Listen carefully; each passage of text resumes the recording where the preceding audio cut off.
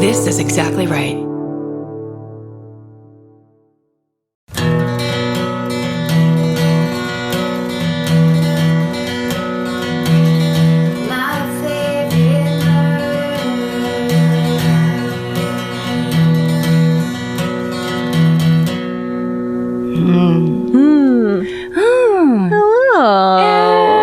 Welcome to my favorite murder, the true crime podcast you were waiting for. While it uploaded. It uploaded and you were waiting for it to upload. Can you believe technology? It's so crazy how long it takes, but also how fast it is. I mean, within a minute. Georgia, would you say is your favorite part of technology? My first thought was alarm clocks. That can't be right. That's not right. I'm not going to go with that. I think you should. I think it's, first of all, that makes it sound like you love getting up. I love alarms. I love to be alarmed. I love to be scared. I love to be woken up when I don't want to be. Like deep REM sleep. Boom. I'm sitting up. I'm upset. Yeah. That's my favorite thing. Yeah. That's it. Mm-hmm. What's yours? My favorite part of technology? That has to be Twitter, right? I was going to say email. Can we check your phone and it'll tell us how long you've spent on Twitter? Sure. Okay. Is it like gigabytes? It'll also tell you time, like the amount of time. Really? Go to. Stephen, you might have to. She actually put her hand out like I was going to give her my phone. I know. She would not pass it to me. There's no way you can access my phone. Okay, here's how you do it. All of my dick pics that I'm sending everywhere. General. Stephen, you're young. Stephen, how do you do the battery? Oh yeah, if you go to battery, settings battery. Oh. Okay. Then you can look at last 24 hours or last 7 days, what you've been using the most. Okay, so you go to settings and battery, and then let's do last 7 days. What's the number one thing you've spent? Twitter, 56%. Wow. And then I come in with your favorite, my home and lock screen, which is 25%. Oh my God, text's only 6%. You need to start texting more. That just made me cry a little bit. You're on Twitter more than you're texting your good friends. Than actual interaction with the people that care about me. Instead, I'm on Twitter going like, now I don't want to do a pun, but I do have this idea. But this is really funny. Oh. Yeah, sorry. What's yours? Mine's 23. The first one's, don't fucking reach your hand out to me like I'm going to hand you my alarm clock. What if I just handed you an alarm clock? Most precious alarm clock. This is what I called it my phone. Yeah. What if I called my phone my alarm clock and that's all I use it for? The facade has gone on for 3 years and now I realize you're fucking crazy. I'm insane. Or really Here's my phone. Stupid. Like way more stupid than you initially thought, you know? It never seemed like she was stupid on the road. Yeah. But I never saw her around alarm clocks on the road. You never went in my hotel room with me. I've never been in Europe. Well, that's not true in Australia. Yeah, we snuggled up. We did. That was fun. I've trashed hotel rooms because I didn't like their alarm clocks before. What if that were true? And also I'm picturing, I don't know what kind of alarm clock you're picturing. The first one I pictured was like a grandma, the kind you wind up to go off. I'm thinking of the ones like from the 70s that had like the flaps. The numbers were like, oh yeah, those are the best ones. Yeah, right. The flip over. Yeah. Because then the one I had, I was given an alarm clock when I was like 8, and it was my most precious possession. I won one when I was like 8 in a bingo, and it was like the first thing I had ever won. Red digital letters? I mean, yes, numbers? Yes. No, it had letters. Karen. Yes, it was just like, wake up, bitch. Georgia. Get up. It's a 8:03. Yeah, I was like really excited about it. Did you put stickers on it? No. I put stickers on mine. What kind of stickers? Satan symbols. Don't forget to worship Satan. And then I'd set the alarm. For 20 minutes of Satan worshiping. You got to get that. It's like meditation app, but it's 20 minutes of Satan worshiping. I'm so old that like we used to listen to FM radio, like leave the clock radio, and you could put a timer on. No. And listen to the radio and it would turn itself off in like 20 minutes or whatever. That's so advanced. Well, I mean, that's what Santa brings to the Kilgariff household. Maybe because I'm Jewish and can only win good shit in bingo. That's right. But that's the only time I've ever won bingo before. And I still remember walking up to the stage and just being like, oh my God. And like, pick any prize. And I was just like, this is the most amazing moment of my life. Yes. I remember it exactly. Of course. A pick. Okay. For all adults that are planning things for children. Yeah. If you can set up a pick any prize if you win raffle or bingo, like you're saying, that's why whatever. we love Black Elephant. What's the one where you can be like, White elephant. Whatever color elephant you want. I'm trying to be inclusive. I'm thinking I'm the black sheep. That's what I was thinking. Right. That's fun. Yeah. Too. No, but I remember my sister, there was like a fireman's daughter's luncheon that we went to when I was probably 8 or 10. That sounds amazing. And they had a pick any prize raffle, and the shit was like 10-speed bikes. Dude. And crazy. I mean, like, But stuff. then some poor kids ended up like has to get the last, like a cork board, the last prize. Like they get a cork board. Or even sadder, the ones that get nothing. No, you stop like playing. Karen Kilgariff. Shut your face. When my sister got an electric motherfucking brother typewriter that was blue. What? She got an electric typewriter. She walked up, picked her prize, shopped. That's she like was a $200 thing. Yes. There was really good prizes. And you got nothing? No, I'm sorry, firefighters. You've done great up until this point. We loved 9/11. Would you thank you for everything? Job. Yeah, it's your biggest. Everyone knows your biggest hits. Thank you. Right now they're fighting insane wildfires in California. All over California and Arizona. But learn how to play a bingo game. We're going to get so much hate mail for this. I mean, no, because my father, being a fireman, our favorite thing to do in the past, I'd say 15 years, is anytime my dad is in any way an asshole, we go, America's hero, ladies and gentlemen, in restaurants. If he's mad that like parking isn't good or something. Oh, look at the American hero. That's so mean, and I love it. That's how we are. What do you have today? Oh, for our audience. Yeah. Let's by just the play way, bingo right now. Yeah. Let's. I like how when we started this, we used to be worried about how much people didn't like it that we started the podcast this way, and now it's as if we're going off into a tangent and just pushing away anyone who might try to approach this. Purposefully. Get out. Get out of here. Great movie. Okay. Not a great tactic for podcasting. No, for trying to be popular. But that's just it. Like, we're not trying to be popular. You can't try to be popular. Like, you just are or you aren't. It's as simple as that. It's the natural born thing. Be drunk, though, while you're doing that. What? Be drunk, though, while you're doing that voice. Look, you can say you know how to be popular. That's what you're like. But shh, come here. That's my secret. You can't try to be popular. Fuck yes. Drunk Karen. Love to whisper. Okay. This is perhaps one of the more exciting pieces of email that we have gotten in my experience on this show. Oh my God. Well, I like to overstate things. You know that. I like to react. So let's do it. So perfect. So let's fucking make podcasts. So this is why we work together. This reads as such. On July 12th, while driving home from a long day at work and listening to episode 129, Karen mentioned her good thing for the episode. Lo and behold, your favorite thing was the show I work on. I screamed and pulled over and texted all my fellow Endeavor crew murderinos. Remember I said I love that show Endeavor? Yeah. And went on and on about how much I love it? Yeah. This is an email from people who work on the television show Endeavor. And she had a freak out, like I'm having a freak out right now, hearing that I said that. And she Holy said, shit. So I texted all my fellow Endeavor crew murderinos, of which there are so many. Holy shit. I've been a longtime listener of the podcast and I've been recommending it to everyone I meet. Thank you.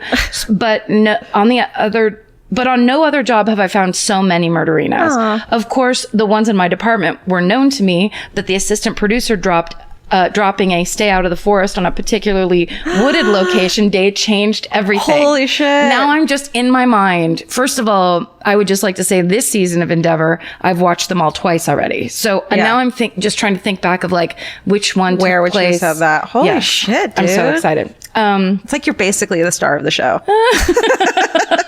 I think I've been cast. You're the most popular person on that show. Attaches a photo of just a few of us outside the wonderful, handsome, and fabulous Sean Evans trailer, who plays Endeavor, Morse, the detective, the long-standing famous British detective, Morse. And the second photo is a local Endeavorinos stocky photo of me and Molly with Sean whilst filming on location in Oxford. Your podcast has given us endless conversation starters on what are some of the longest days at work. Yeah, it can be long. Mostly at night, in forests, down dark alleyways, filming murders and crime scenes. Our t-shirts and pin badges are the talk of the set, and we speak about it so often that most of the cast, including Sean himself, I want to start crying, are involved now too. And you can hear bye's ringing through the trucks at rap. That's so cute. Which is, we have taken a saying from Alaska on RuPaul's Drag Race and transitioned it all the way over across the pond to Endeavor. In order to seek out other more shy murderinos, we occasionally ask if anyone would like a cookie and wait for a meow. Yay! We are so ridiculously excited to hear that you are Endeavorinos. I can't. And if you guys find yourself in London again anytime soon, we'd love to have you come visit us and take part in our own 1960s murder world that we call work. Toodle, Pip, and Tata for now. Yolanda, Molly, Lauren, Caroline, Amy, and all the Endeavor murderinos. Stay sexy and endeavor to not get murdered. Oh, yeah. Bye. Wow. That is so exciting. That's incredible. Sorry, that's just a straight up nerd out fan email. That's incredible. For me. For me. Also because there's so many, it's so hard for me to find a show that serves all the things I need. Yeah. Which is oftentimes being in the past, procedural, British, a lead man that is like more interested in doing the crossword. Fatherly-ish. Yes. I mean, not threatening. I'm very easily threatened. I scare easy when I watch TV. Karen just starts pepper spraying the TV sometimes when it's too aggressive. It's just so exciting. That's great. I love it. I love it. Congratulations. Thank you. Mm-hmm. I wanted to say that I have a letter too. Oh, okay. yeah? It's called... Oh, yeah? Oh, yeah? Listen to it. It's called Steven's Mustache Lost a Roller Derby Bout to Elvis. Ah, shit. I owe somebody $50. Damn it. Steven and all. Last week, thousands of skaters traveled to Las Vegas for RollerCon, the annual roller derby convention. And I have to say, I fucking love roller derby. My good friend of mine, Megan, her name was Judy Gloom. She was an incredible skater, and I used to go watch her all the time. It's if you have a chance to go watch roller derby, go. It's the most fun. RollerCon is the coolest thing. I never even knew that existed. And they're such badass women, the roller derby gals. Yeah. So touted as the bastard daughter of dozens of leagues, RollerCon brings together skaters from all across the world for challenges, workshops, blah, blah, blah, blah. So this year, someone named Nat organized a challenge against a team called Steven's Mustache and a team called Elvis Wants a Cookie. Yep. Long story short, Steven's Mustache got their beautiful derby butts handed to them, but it was one of the funnest games. Final score 128-61. So much love from MFM Derby Reno sisters, Franny Panties, number 210, Rage City Roller Girls, Anchorage, Alaska.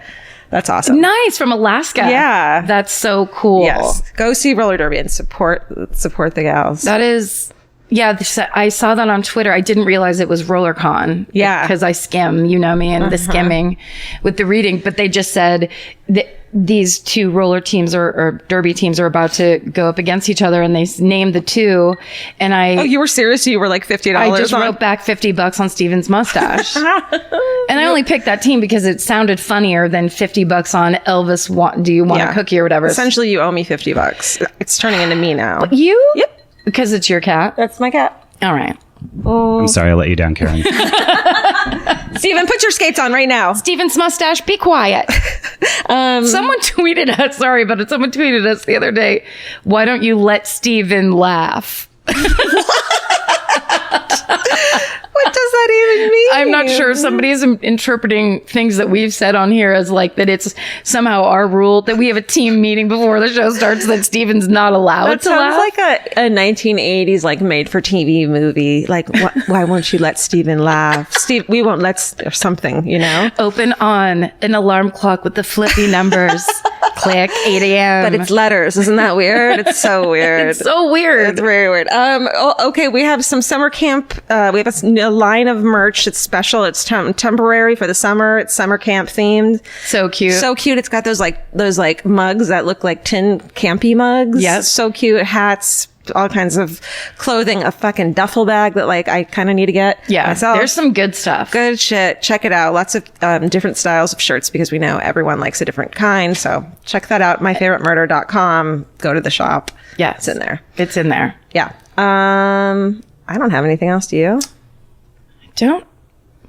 Stephen was I saw Stephen move quickly out of the corner of my eye. No, he flips his page around a lot. Oh, I see. Stephen, don't laugh and don't move too quickly. Move. Yeah, move slowly.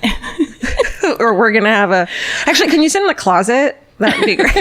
The thing that I like about that comment too is Stephen is the consummate podcast producing professional. Like he does this for lots of people. If you could hear him laugh, he'd be doing a bad job. Everyone would fire his ass. Can you imagine if you're trying to record your podcast and like have a conversation and someone's like, well, someone besides me and you.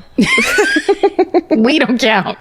I can laugh I can guffaw all I want. Yeah, we get to. Well, and also the goal is that you make Stephen break and actually make a noise. Right. He laughs, but he doesn't he knows. He knows. He's good. Trust Stephen, I say, to whoever made that comment. For 400 episodes. Yeah, he knows what he's doing. And we don't even have 400 episodes. That's how long he's been here. He's the most popular in all the land. Who goes first this week? Karen goes first. Is it me? Because last week was the lie. Stuart Bergwell. Was that? Oh, right? okay.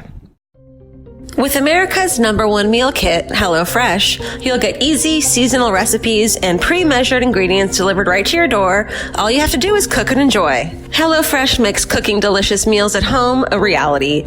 From step-by-step recipes to pre-measured ingredients, you'll have everything you need to get a wow-worthy dinner on the table in about 30 minutes. Say goodbye to endless grocery store trips and takeout. HelloFresh has you covered. There's something for everyone, from family recipes to calorie smart and vegetarian, and fun menu series like Hall of Fame and craft burgers. HelloFresh has more 5-star recipes than any other meal kit, so you'll know you're getting something incredible.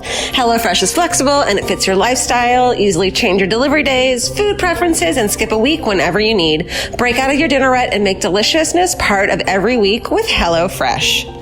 I love that even though HelloFresh is super easy and they make it really basic and straightforward, you still feel like you're cooking this incredible home cooked dinner. And that makes me feel good about myself. And that instead of just ordering takeout, I'm actually making something and preparing something at home. And that it feels good. So for $80 off your first month of HelloFresh, go to HelloFresh.com/murder80 and enter murder80. It's like receiving 8 meals for free only at HelloFresh.com/murder80, promo code murder80. Go buy. I am so excited to do this one. And I was glad to have the extra time because I needed to, I need to actually work on it. Right.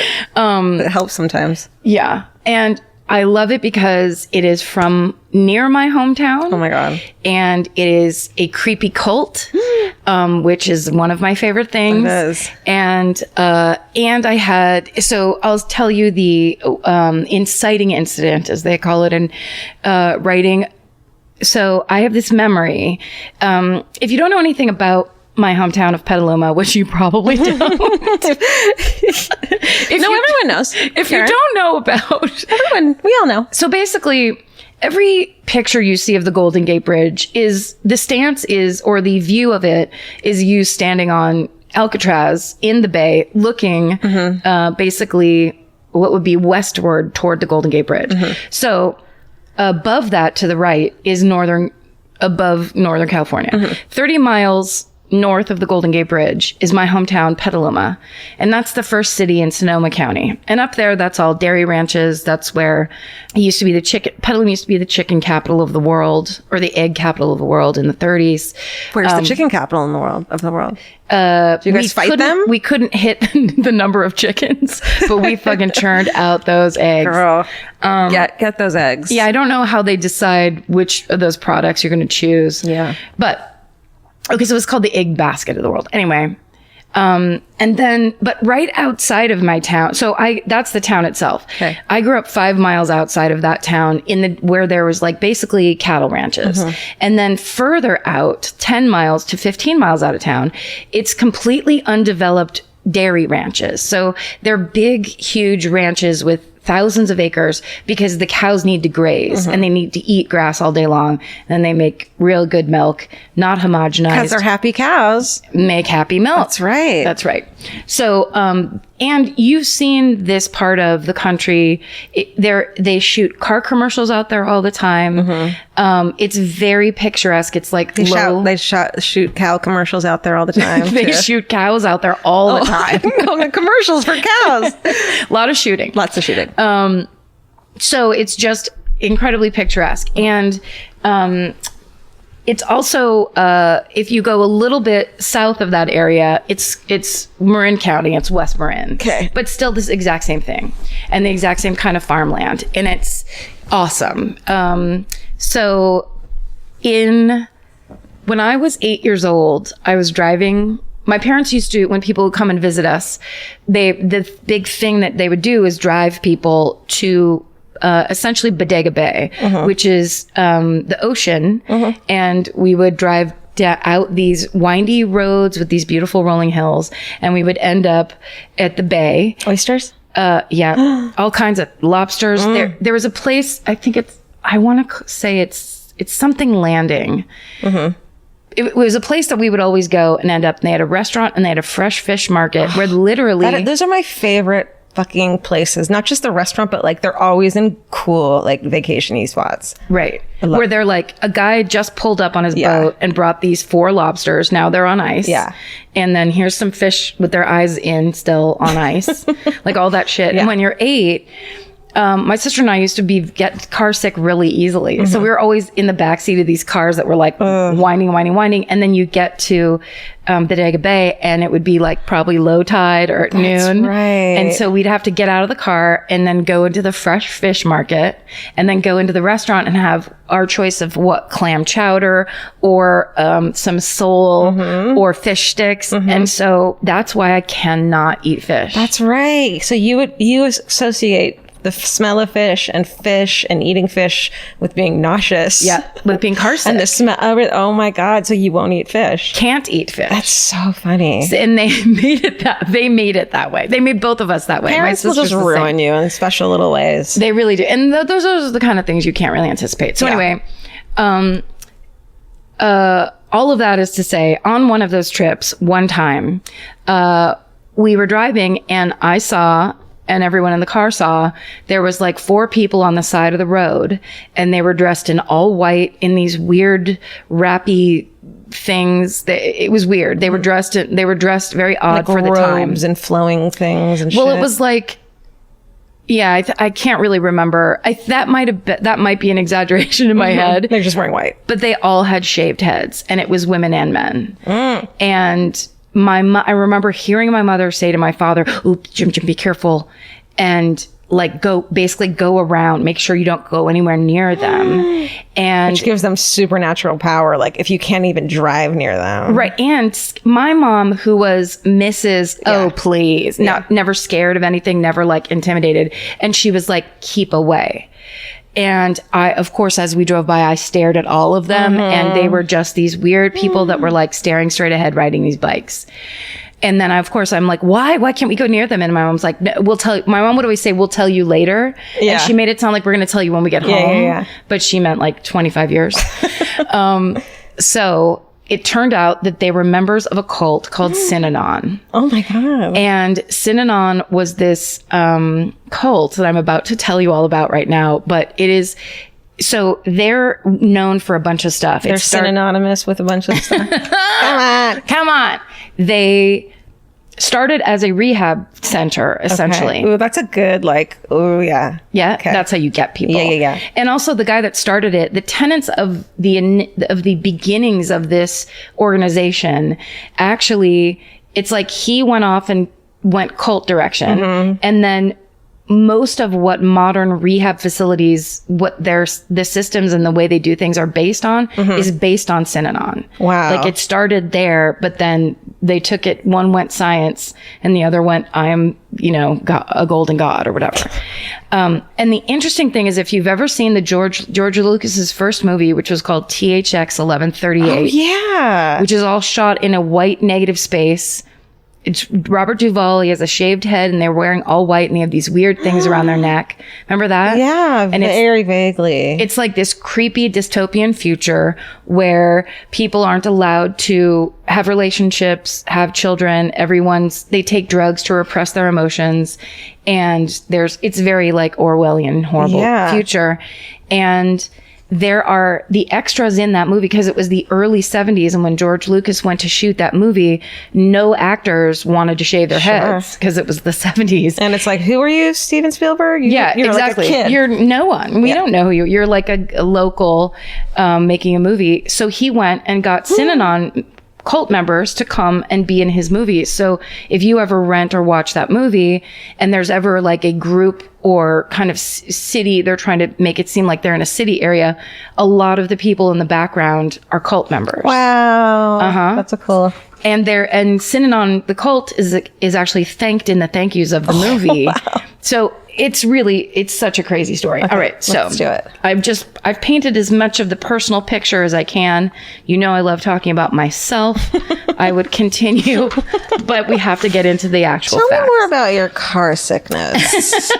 Well, what's weird about this is when this cult moved in, the people in the dairy ranchers and the people that I grew up around, they're very modest people. They're very keep to yourself, good fences make good neighbors.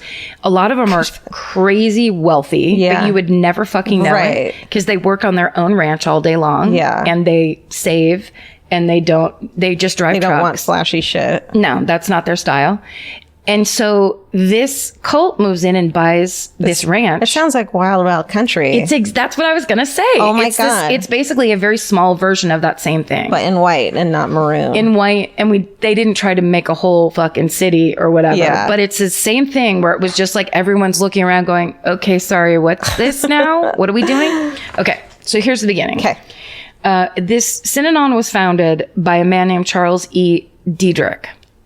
By the way, I should say that I got a lot of information. There's really good like YouTube short films and interview type things that I got a lot of this from. But there's a 2014 article for Paleo Future blog on Gizmodo written by a guy named Matt Novak that has tons of great information and is really good. So I got a lot of it from there. And also from an attorney named Paul Morantz. He has a website, paulmorantz.com. And he's an attorney that ended up getting involved in basically taking down this cult. Whoa. And so he knows a lot of great information. Cool. Okay. So the founder of Synanon was a man named Charles E. Diedrich. He was born in Toledo, Ohio in 1913 to upper middle class parents. Also, again, Wikipedia. Thank you so much for everything you do. No shit. No shit. No shit. His father dies in a car crash when he's 4. When he's 8, his younger brother dies of the flu. Aww. Very common back then. And then his mother, kind of in her grief, makes him, he's really young, but she relies on him like he's the head of the household, which is a bad setup because 4 years later she gets remarried and then he's out. He doesn't take it well. He doesn't like the man she's marrying anyway, and then he's basically out and all bad. He becomes a serious drinker before he's even in high school. What? Yeah. So he manages to graduate from high school. He gets into Notre Dame. He flunks out of Notre Dame 18 months later. Still, he's part of our club. Yeah. And then he spends the next 20 or so years getting and losing jobs, getting married, getting divorced. He moves to Santa Monica, decides he's going to be a beach bum. He gets remarried. Is it something you decide to do or you just do? I mean, the word decide was in the sentence, but yeah, sometimes you just end up in Santa Monica asking for coffee money. He gets remarried again. And his second wife begs him to go to AA, and he finally does. She ends up leaving him anyway, but he does get to AA from her recommendation in 1956, and it works. He totally gets sober. He gets really into it. He's a devotee, and he's like a natural salesman type, gregarious and outgoing. So everybody loves him, and he becomes, like this is his community until they don't love him anymore because he's one of those, as my friend Bradford calls them, a dominant psycho. So he's the kind of person that can't sit back and let other people do things, and it always has to be, controlling. Just a typical addictive personality. Yeah. And he also starts doing the thing, which happens a lot in program, where you get in, your life is fucked up, you're insane, you get healthy, you get a little sobriety, and then you start going, this program doesn't work, and here's why. And suddenly you know better than everybody. Yeah. Very typical. So he started doing that, but he was actually kind of right, because the problem he had was that AA would not let drug addicts come to AA meetings. They'd already established Narcotics Anonymous, but they weren't consistent. They didn't have consistent meetings. It wasn't like as strong of a program as AA. So people that were drug addicts trying to get sober kind of had nowhere to go. Yeah. And Charles Diederich was like, that sucks. And that should, those people need help too. I couldn't read anywhere where it said he in particular was a drug addict, but it seemed like he had a lot of compassion for people that were like hooked on heroin. Yeah.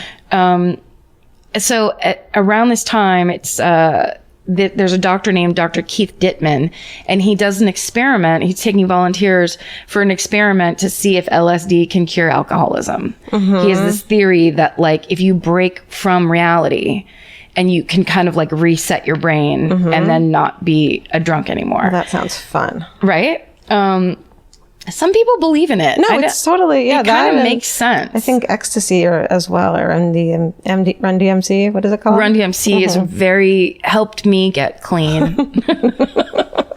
MDMA. My Adidas walk on tattered floors and walk all over Coliseum floors. Steven, cut that. Okay, so he signs up for this experiment, and while he's tripping, he has this epiphany where he decides, if AA is not going to do it, I'm going to do it. I'm going to start my own rehab, and it's going to take people that are addicted to drugs, and it's going to be called the Tender Loving Care Club.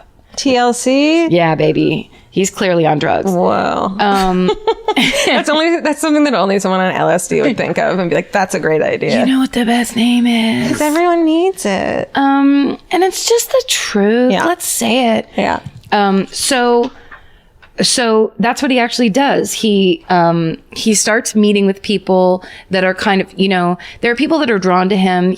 Has a very plain speaking way of, he's a truth teller, and he's like one of those kind of people, and he encourages other people to be that way. So he has people start meeting at his Ocean Park apartment, and he makes up this thing that becomes one of the hugest parts of this cult. And it's what do they call it? It's called The Game. He calls it The Game. Okay. But basically it's a version of talk therapy where, you sit in a circle. It's usually like 10 people or so.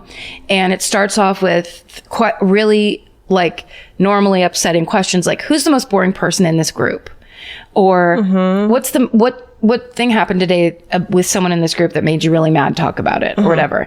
And basically someone gets picked out of the group, and then everyone starts attacking that person. What the fuck? Everyone starts telling that person what's wrong with them, why they suck, why they're a bad person, what they do that's irritating, and they just rail the person. And they can even say things that aren't true, but it's just basically this a barrage of shittiness and insults to break the ego down. I think this is a bad idea.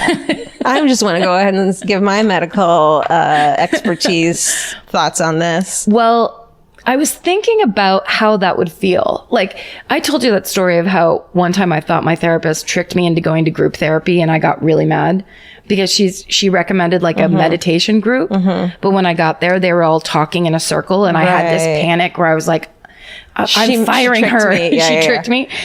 Because it's so frightening, the idea of having to sit there and be in therapy in front of like 8 strangers or 10 strangers.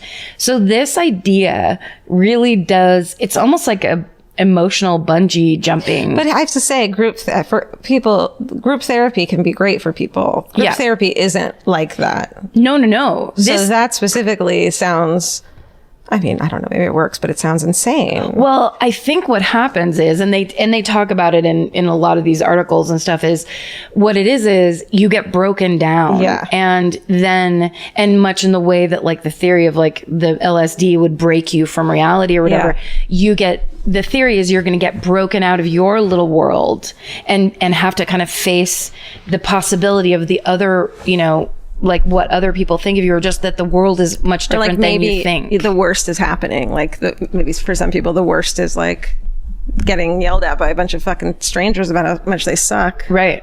Because if you are, I mean, that is a thing of like being, when you're, having been in a program a little bit, the thing that is very true is addicts have it's a combination of a sense of grandiosity about themselves and incredibly low self-esteem, which is a terrible combination. Yeah. So it's like you hate yourself and then... But don't let anyone fucking see that. No, and at the same time, you also think you're the best thing ever and you can't be told anything. Yeah. Everybody knows. And you know better than everybody. And the same things that happen to all the other addicts isn't going to happen to you. That's right. 'Cause you're different. You're the exception to the rule. Right. Yeah. All these things. So I think the game maybe was structured in the beginning to set up to kind of break that, but in this very public, very forced, and very kind of awful way that most people fear. That's, I mean, like, you don't have to be an addict to be like, yeah, I don't want people yelling at me. No, I don't want that at all.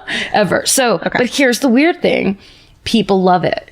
So the people that are in this, and also he calls it the haircut when you're getting a haircut. Oh. Weird. Yeah, basically.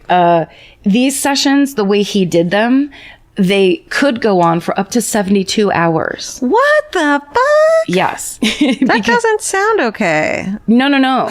That's where the extreme part comes. So when he first starts setting up this rehab thing, he's like, oh, you have to do like 3 to 4 hour sessions 3 times a week. But then the more you sit in it, because did you see that movie about, what's his name? L. Ron Hubbard. That's exactly what I was thinking. Yeah. Yes. It's that, except for it's much more aggressive. Yeah. Where that was more of like, you kind of don't know what's happening. You're like, well, how are they doing this? Because I don't know what this is about. Yeah. This was more like, we attack you, you don't defend yourself, and that's the game. Yeah. Can you deal with not defending yourself and being broken down? So, but when they start going into like 72-hour sessions is when he starts getting the sense of how sleep deprivation opens you up to being controlled. Yeah. And sleep deprivation, there's, I should have printed it up. There's like the 7 or 10 brainwashing steps that you can take where you can brainwash people. If like you remove the protein from their diet, you don't let them sleep, you repeat the same things over and over, you separate them from their family, all these things. So basically this is what he was doing. But in the beginning, it was with the best intentions. But as he sat there and was able to kind of like commandeer people. He's probably not sleeping either. So he's going a little bananas as well. Yeah, exactly. And kind of loving these results because the results are all coming back and being to his credit. And everyone's starting to hear about it. And people, and the word around town is this is actually working for people. People are actually getting clean. So like it starts to get popular in Hollywood, of course, because like this town is of course filled with addicts and people who love things like that, the attention. So they used to have like a night where people would show up that weren't in rehab, but they would just go to play the game. Wow. Just to be in there. Like Leonard Nimoy used to do it. And that's the one name that stands out. But anyway, but also it was popular because a lot of jazz musicians who were really popular at the time were addicted to heroin and went there to get off. And so they started having these music nights. So people were just there and it became this community where people were like, this is a cool place to be and you don't have to drink and you don't have to do drugs, but all this cool stuff is happening and people are being real and people are telling it like it is. Yeah. So people get really into it. So it starts getting all this good press. Diedrich is claiming that there's an 80 to 100% success rate. That's not a thing you should say. Yeah, that seems a little extreme. Yeah. But that's what he's saying. They start to get really good press. Life magazine does a 14-page spread on Synanon, and the title of the article is "A Miracle at the Beach." Wow. And and eventually they made a movie about it a couple years after that. It becomes like the talk of the town. And so once all of that kind of positive press, some politicians talked about it on the Senate floor, like there was finally a cure for addiction. And so they start getting crazy amounts of donations. And huge donations to the point where they had a house in Venice Beach that was kind of shitty, and they make so much money that they buy, right on the one, when you in Santa Monica, when you get onto the one and you start driving up PCH, and there's that big like hotel on the beach that's kind of old fashioned looking. I think so, yeah. So that place, hold on, let me turn the page. It was called Club Casa del Mar, and they moved Synanon into that place. Oh my God. They were at one point making $10 million a year. Holy shit. With this rehab facility. It's like us in this podcast. So Eartha Kitt hangs out with us. Yeah. All the greats, all the jazz greats. We make Steven play all the instruments. Now the problem is there are no licensed therapists. It's all based on Diedrich's theories and the game, and there's no governmental or like health department overseer of any kind. No. And of course, that plus $10 million, people go nuts. So more money, more crazy people. Yeah, that's what they say. That's how that old rap goes. Song. So the first 10 years of Synanon can be called a success because he really did set up this program for people to go to. Yeah. But then the next 10 years start. And of course, everything goes apeshit. So in 1968, two things happened that changed everything. They had started what they call a club for the non-addicts that wanted to come and play the game. And, there was at one point 3,400 members of this club. Of non-addicts, but they would go down to that crazy place on the beach and they would go do these sessions and get real with everybody and yell and be told things about themselves. And so Charles decides to open up the community. Because when you were there, you had to, when you signed up, you got there, you immediately quit whatever drug or drink cold turkey. So you just had to get through your withdrawals and everything by yourself, or just wrapped up in a towel or whatever. And then you had to stay at the facility for 2 years. And that's how you rehabbed. So that's when they started the house in Venice, he really was giving people who were heroin addicts that were literally on the street a place to live, jobs, things to do. They moved to the Santa Monica Beach, the crazy hotel. Like if you saw this place, it's so crazy that there was a rehab center there. An unqualified rehab center. And so everyone starts working at the rehab center. So they decide that the people who have joined the club are now allowed to, with hundreds of dollars a month donation, they're allowed to live in the facility and experience the lifestyle. So we just don't do drugs. Yeah, but it's the you learn to play a instrument, or you chop vegetables or whatever you do whatever and participate in the cult, in the organization, without having to be an addict. And so that brought in a whole other revenue stream. And that's so weird. But then also Charles made a new rule, which was instead of the 2 years, because what was really happening in reality, which went against his 80 to 100% success rate, the fact was that when people would leave after 2 years, they would immediately go back to doing drugs. And so he tells everybody, instead of 2 years, you now have to live for the rest of your life here. What? And that's how you get clean, and then you take all of that health and well-being and you put it back into the organization and you stay. That's bananas. It's crazy, but that's what people started doing. So it becomes this like, it's like a commune. It's like he's trying to build a utopian society. That's his whole line of thinking. And the pitch is like, we're remaking how you live. Yeah. And that's why those lifestylers would come to live, because they're like, I'm not on drugs, but I love this idea. That's when it sounds like a cult to me. As soon as that happened, it sounds like a cult, that you live here forever now. Yeah. Like, then it's like, okay, this is a fucking cult. Yeah. I mean, I feel like that's the number one rule is giving your entire life over to someone else's made up belief system that they were not qualified to make up in the first place. Yeah. And then they have no autonomy anymore. Right. Yeah. That the idea is no autonomy. They like that. Yeah. And that's crazy. Yeah. And but all these people do it, and smart people and talented people and people who have lawyers and doctors and shit like that. So they really are starting to build this community, and it's making a ton of money, and it's branching out everywhere. There's people everywhere, even if they're not addicts, that are kind of devotees to the Synanon organization. So he starts calling it, when he says, now you're going to stay here for life, he starts calling it, it's not a rehab facility anymore. It's a human progressive program. Beam me up, Scotty.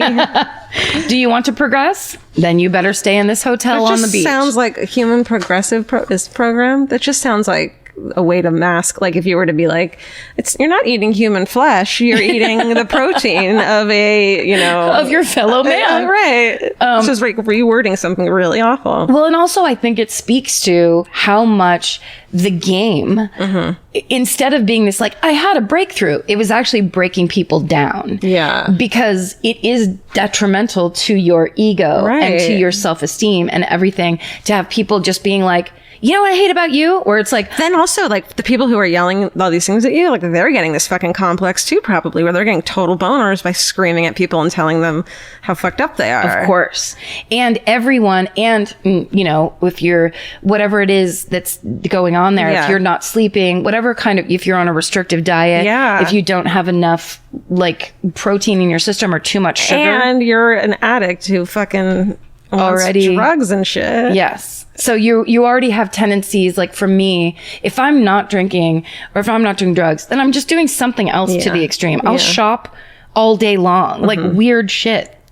And that's the personality, because it's about consuming and quantity. Yeah. And all this, it's so crazy. And you don't trust your own brain. Yeah. So essentially he breaks people down, brainwashes them to believe that they need to live there. And then they're like, you're right, I do want to be in rehab for the rest of my life. Okay. I tried it and I can't function in society. So yeah, I'm going to fucking stay here. It's so much easier to be here, be sober, and just do whatever this guy says. Man, I was in rehab for 14 days and I was like, get me the fuck out of here. You noped out. I noped out. I was 14 and I knew better. Yeah. Okay.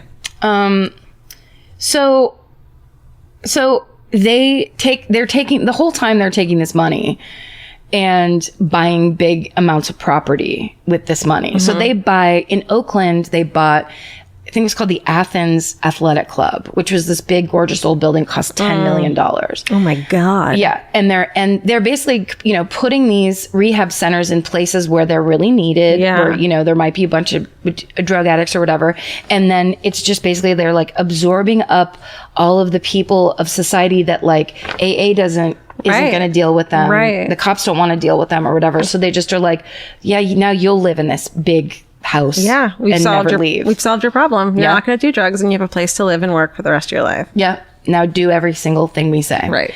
So, so they're doing that all around, and basically, when the authorities start hearing about the lifelong rehab facility thing, they smell a rat. But before they can investigate, and they had so many lawyers and they had so much money. It reminds me so much of the bad blood thing I went on and on about last time. It's that thing where when you have so much money that you don't have to do what the normal law says. Yeah. And that people can't fight you and you know it, so you just break people. Yeah. Like that's what happened here. So before anyone can do anything about, you're not allowed to have a lifelong rehab center. And they move out of Southern California and they move up to Marshall, which is basically the town, which is tiny, that's in that area that I was talking about outside of Petaluma. That's on fucking Car Sickness Road. It's basically halfway between my hometown and Bodega Bay. Center of car sickness, right? Wow. So they first land in Tamales, which was our rival high school. Okay. We used to play Tamales and hate them, and it's hilarious. But there was nothing else around. It's like both schools had 300 kids. Yeah. But then that was they bought like an old radio station in Tamales, but then they ended up buying Walker Creek Ranch, which was a 1,700 acre ranch. Wow. That was, I mean, like right, it's so funny. It's just right where I grew up. And they begin this utopian society like on this ranch. So they build these hexagonal yurt type of things, these buildings that are in hexagon shape, so they don't need heating. You know, they don't need, like, they're doing all these things kind of to be the cheapest. It's like the cheapest way they can live, because they have to house like thousands of people. They all start wearing overalls. Oh, you lost me. Yeah. In my child's memory, they were not wearing overalls on those bikes. They were wearing like almost like Hare Krishna white Maybe things. they were higher ups or something. Ooh. Yeah. Maybe they had bike privileges and that meant they were in charge. That you don't have to bike. No one can bike in overalls. Everyone knows that. No, it's flowing cloth that you want to bike in. You've got to. White cloth near spokes. At some point, to show solidarity with the men, all the women shave their heads. And I swear, I mean, I know it's a cool look, especially if you like have a nose ring or, you know, you're a punk or whatever. But seeing just like a bunch of 37-year-old women wearing like glasses of the day, those weird round secretary glasses, but with shaved heads, is so unnerving. Yeah. It's really crazy. Well, there's something about a group of people with perfectly shaved heads, like more than one, essentially, like with the same length hair, that you're like, they're up to something. That's a gang. They're up to something no good. It's a gang or a concentration camp. Like nothing good. Yeah. Nothing good is that visual. Totally. It's upsetting. Yeah. Totally. So they also Charles declares Synanon is now a church. And so he gets tax-free status. Shit. Because they can't be, they're not a nonprofit anymore. Right. Which is what they were when they were centered in Santa Monica. Right. So he has to make that change. So now they're a church, they're tax-free, and all the money that they're starting to make is just go straight into his pocket. And they had started getting people this is something the Moonies did too. They basically got the members who were in like full like cult mode to go out and get donations from businesses and from like individuals. And that the donations made up a huge amount of the income of the organization, because there would just be these like shaved heads, like zealots that were like getting, we're encouraging religion. people. We're a religion, and we're curing people of addiction. Okay. Yeah. So they were really selling that point. At this point, Charles is married to his third wife, Betty, and he sets up something called The Wire, where it's essentially a PA system that goes to every building they own. And then he hangs a microphone. The one article I read, it said they hung it right above his seat at the dinner table, and he would just sit there and talk all day and all night. Sounds like Jim Jones. Yes, it's totally Jim Jones. And it's the same time period too, isn't it? In fact, a month when they went down. Well, we'll get to that later. Okay. Will you remind me? Yes. Okay. There's part of that in my story too, so I can. Is there really? Okay. So it's totally Jim Jones, where it's just droning on about what they are versus the outside You can world. never like have thoughts. No. And it's always him. It's what he's telling you it is. So he's telling you the outside world is, you know, we need to keep together. This society is the best way to live. The outside world is trying to make us addicts again. We can't let that happen. And he's just brainwashing constantly, brainwashing everybody. In October of 1972, the San Francisco Examiner runs 2 articles about Synanon, one describing it as, quote, the racket of the century. And Synanon sues the Hearst Corporation for $40 million. Holy shit. That's ballsy. It's super ballsy. What's crazy is the Hearst settles out of court with them for $600,000. Hearst gives them almost $1 million just to go away. Shit. And they see that as this huge victory. Yeah. Now, not only do they have way more money, but then they also are keeping people from exposing them, essentially. Yeah. And so then it kicks up a notch. In 1974, Synanon starts contacting parole officers around the Bay Area, asking if they have any juvenile offenders because they'll take them in. Yeah. And so the court system starts sending juvenile offenders to Synanon. And it's like, it's such a bummer. It's kind of like what later on is like those outward bound kind of like, are you a bad kid? We'll make you hike it off. Oh God. Except for Synanon was just this ranch, and these it was mostly boys. They would show up and they were just like, what the fuck is this? Mm-hmm. And they were, of course, made to do the game, and they were made to, but none of them wanted to do it. So they weren't there voluntarily, and they weren't addicts. So they were rebellious. Yeah. And so they were like, yeah, fuck this game, and I'm not doing this. And fuck you if you're telling me I'm a piece of shit. And like, they fought everything. Yeah. They were made to march like day and night. Oh my God. They got woken up in the middle of the night, made to march. And when they rebelled, when they were trying to do the game, and Charles Diedrich realized they weren't going to be willing participants, he removed the one tenet of the organization that the organization was founded on, which was no violence. Yeah. And he starts this thing called the Imperial Marines. Oh no. Which is basically his muscle security within the cult. The Imperial Marines. The Imperial Marines. So when these punks are up doing the game and they're not playing, 3 guys walk up and just beat the living shit out of a kid, and with all the other kids sitting there watching. So the kids start running away from this ranch. Yeah. But you're out. This is okay. I'm telling you. Now I've complained that like, we couldn't get pizza delivered and we never had cable and all that shit. Yeah. Out where these people are, there's no street lights. You are out in the middle of nowhere, and it's pitch black at night. You see, it's like the stars and the moon are your light. Holy shit. And that's fucking it. And cars driving down the street, and one car would drive by maybe once every 4 hours. Like, you're out in the middle of nowhere. So these kids would get up in the middle of the night and run away, and they would go to the neighbor's ranch, and the neighbors were 2 people named Alvin and Doris Gambanini. Now, the Gambanini's ranch was really well known in Petaluma because they used to have these big barn dances out there. So if you lived in Petaluma, you would go out, you pay like $10, and they had like live music, and people would dance, and they had a bar, and it was like a whole thing that they used to do. It's very country of like, we'll have our own bar. I love it. We'll make our own fun. So, and the Gambanini family, you know, they were cattle ranchers. I can't remember if they were dairymen or if they actually bred cattle, but they had a humongous ranch of their own.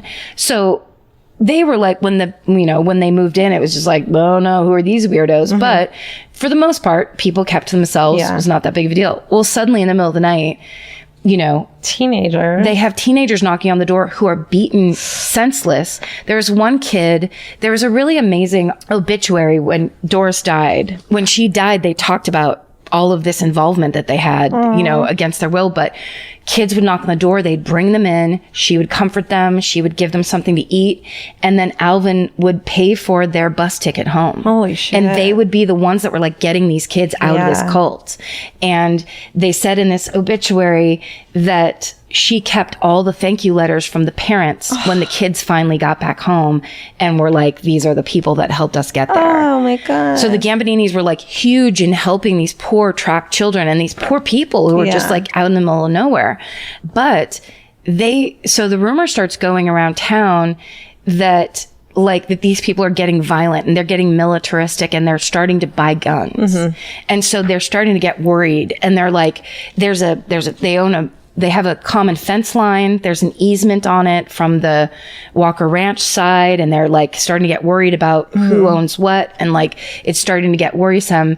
And they start finding out that the kids are running away and the Gambininis are helping them escape. And one night, Alvin and Doris are driving up their driveway to go home, and their truck gets surrounded by all these shaved head overall people with hammers. Oh, no. And they attack the truck. They bust out the driver's side window. They grab Alvin, and Doris has to hold him and keep him in the truck because they're going to pull him out to beat the shit out of him. And they get away. They get home. They get safe. They actually knocked out Alvin's front teeth. What the fuck? Yeah. And so like, it's fucking like, it's on. It's like war with them and everybody around them. And it's really violent. It's like they are letting people around the area know. There was another story about somebody in a purple truck hit a Synanon member who was on a bicycle. And that's why your mom was like, give them a wide fucking berth. That's what it is. Because then they went into the town of Tamales, found a purple truck, waited for the guy to get into his truck, and then beat the living shit out of the guy that was in the truck. Holy shit. So they're going crazy, and it's all being fed by Charles Diedrich on the wire, telling everybody that everyone's trying to get them, and they need to get before they get got type of shit. Yeah.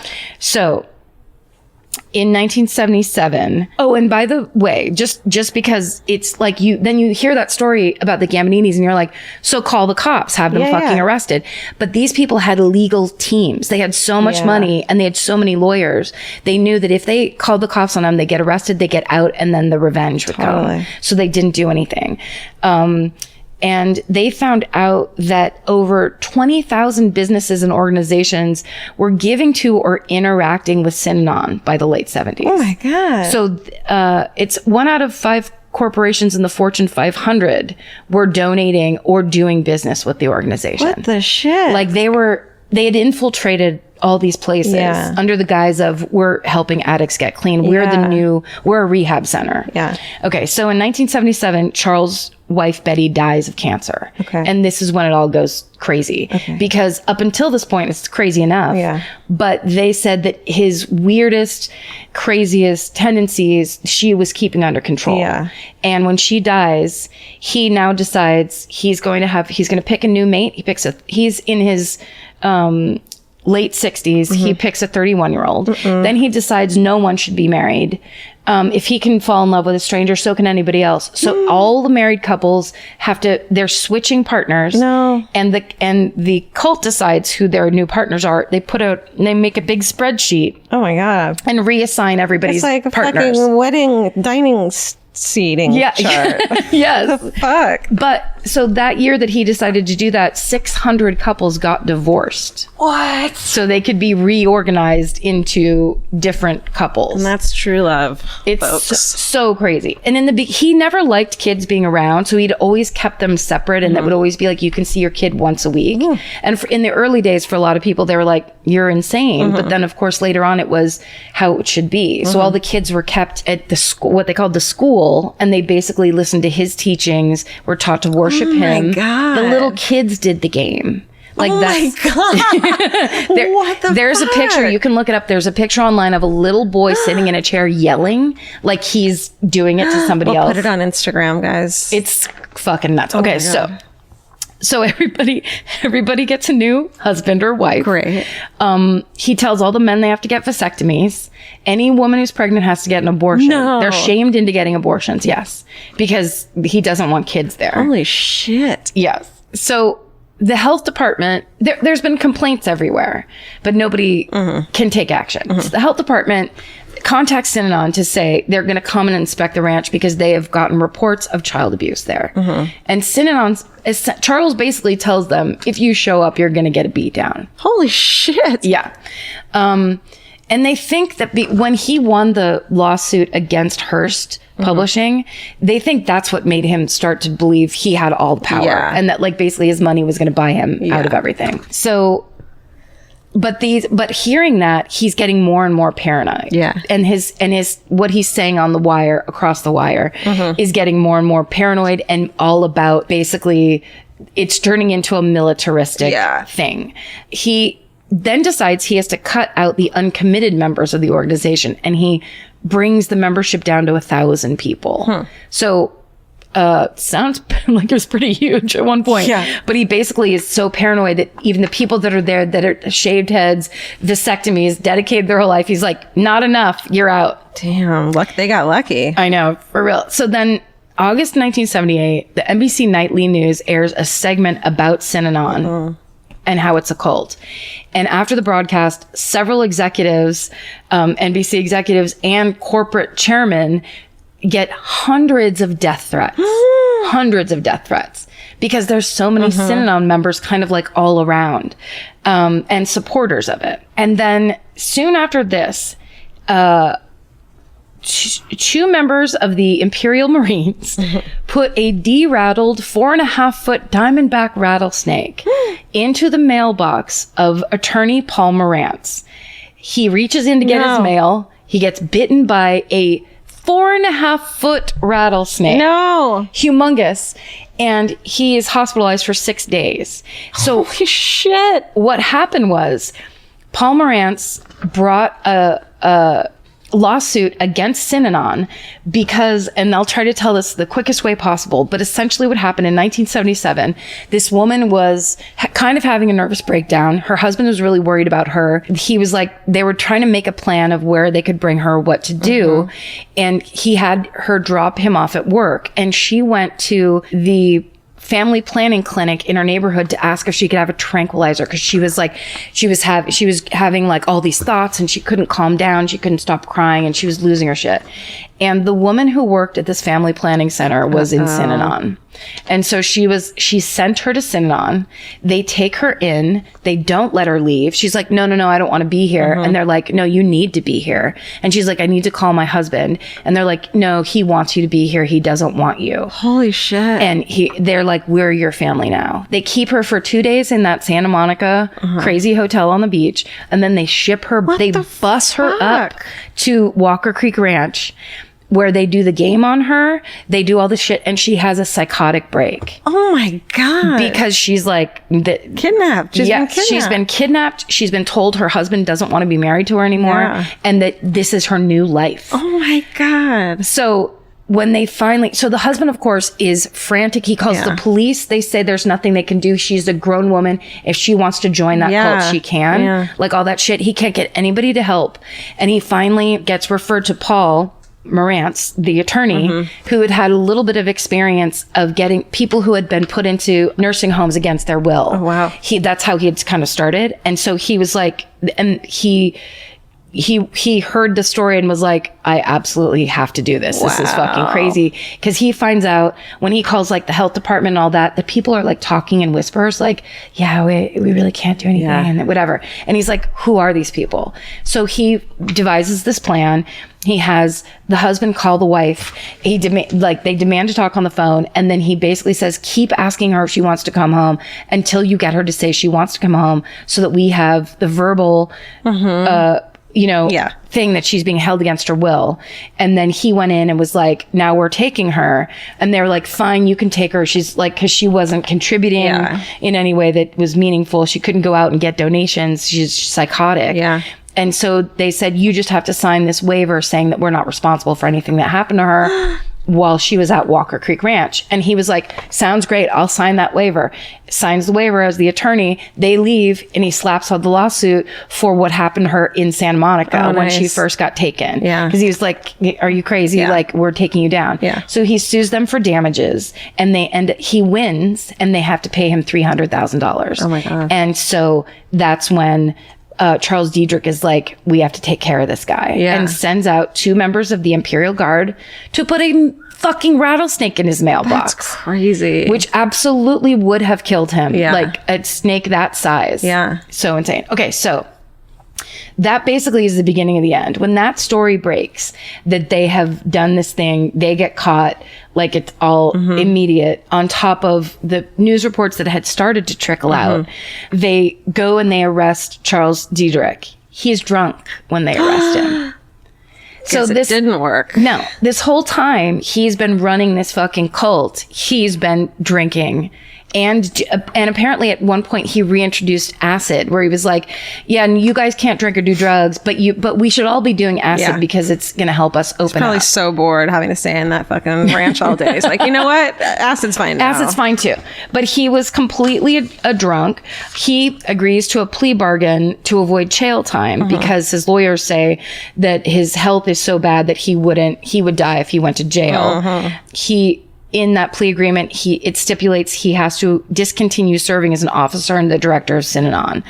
And the other 2 cult members plead no contest, and they end up going to jail, even though they were brainwashed into fucking doing it by him, for him. Yeah.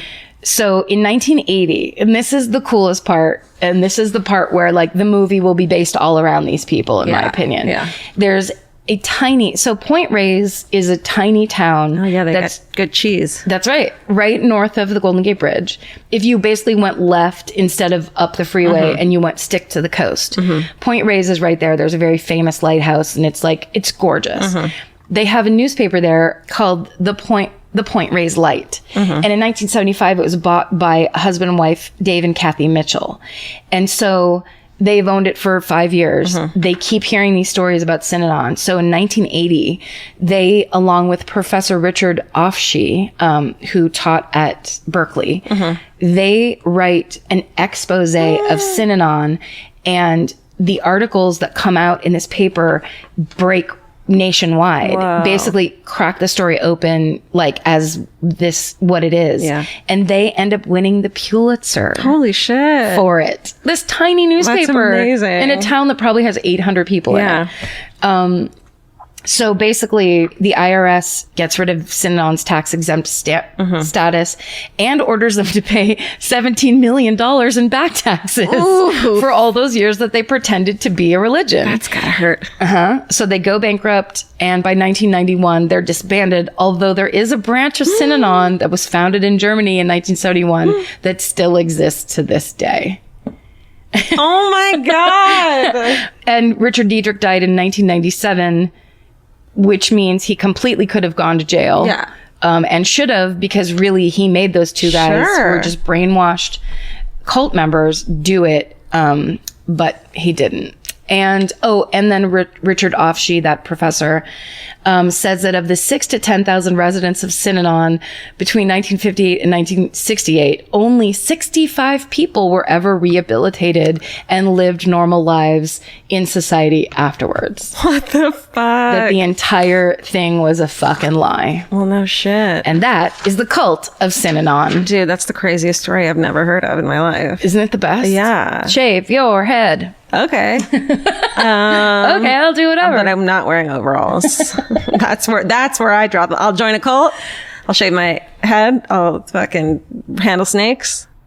Not wearing overalls. You'll put a snake in a mailbox if need be. Anywhere. But not, you won't go so far as to wear overalls. No. Well, that was amazing. Thank you. Great job. Thank you. I have to pee. All right. Well.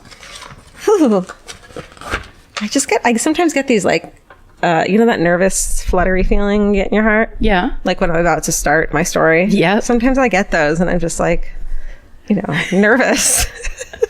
Well, you are about to tell me something terrible. Yeah. But just like suddenly I have to give a presentation. Oh, right. Like it doesn't happen when we go on stage, but for some reason, like right now, it's like, it's all you, dude. Don't forget your gestures. Don't fuck this up. Yeah. Okay. So Webster's Dictionary defines.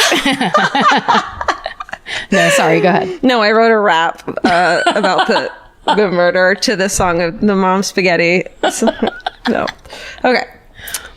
Okay, so I'm really obsessed with this podcast right now called Teacher's Pet that I can't stop listening to. That's this investigative journalist podcast about this probable murder in Australia in the 80s. So that's where my fucking brain is right now. I was listening to it while I was in Hawaii. Me too. And did you really? That's what my Hawaii didn't talk was. About though. No. That's funny. Yeah.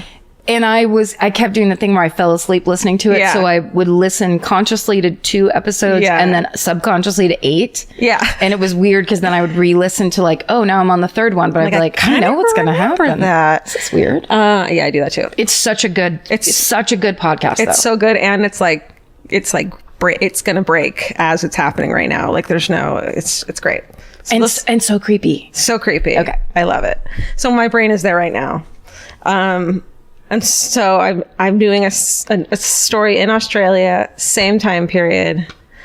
I am doing the death of Azaria Chamberlain, aka A Dingo Ate My Baby. Oh my God. I know. This is, no wonder you have butterflies. Yeah. This is an epic story. It's an epic story. It's fucking horrible. I didn't know. And like, I used to hear that we used to say this joke, a dingo ate my baby in elementary school here in the States as kids. And I didn't fucking know what it meant. Right. And up until I really did all this research, I didn't completely know.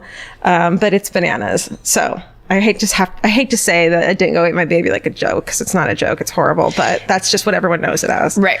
Wait, it was almost like completely separated from the movie, and it was more of people like to do that accent. It was it was a playground version of throw another shrimp on the Barbie. Yeah, it sounds funny and silly. Nobody knows what a fucking dingo. I didn't know what a dingo was until an adult. So it's not like little kids were saying a dog ate my baby, and people are like, ha ha ha. A lion ate a baby. No, that's not what that. Right. Or I think it was even a dingo took my baby, stole my baby. Eight. Okay, it's 8. All right. So the Chamberlain family consisted of 38-year-old Michael. This family's all Seventh-day Adventists, and he's a pastor for Seventh-day Adventists. His wife of 10 years, Lindy, she's 34, and they live in northern Queensland mining town of Mount Isa with their 3 children, a 6-year-old boy named Aiden, a 4-year-old boy named Regan, and their infant little girl, Azaria, who's 10 weeks old.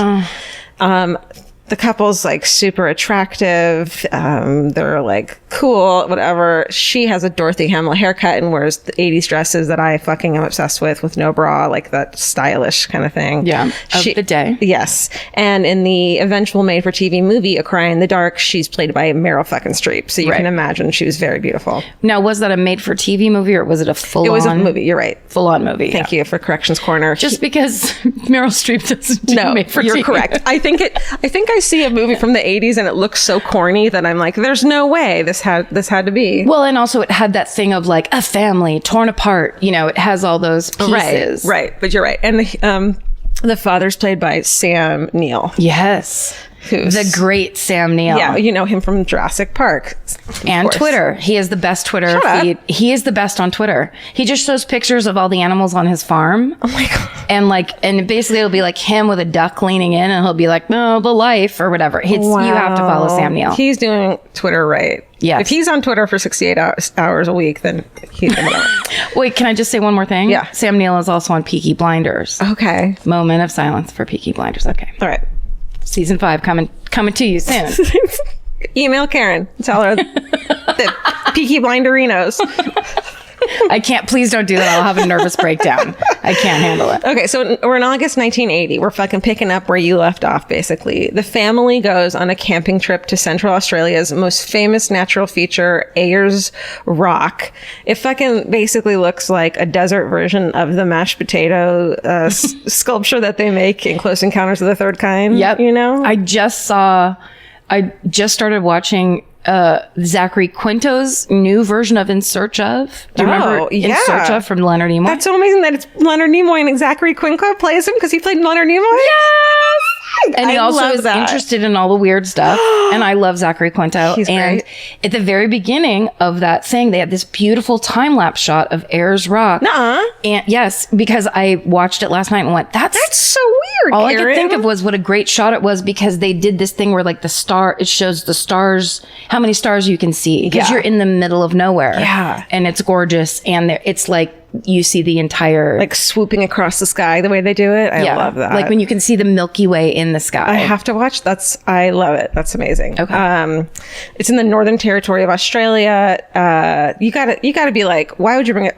The thought of fucking camping with a 10-week-old baby sounds horrible, but the thought of camping with myself sounds horrible. So I'm not the person to talk to about that. Not your style. No.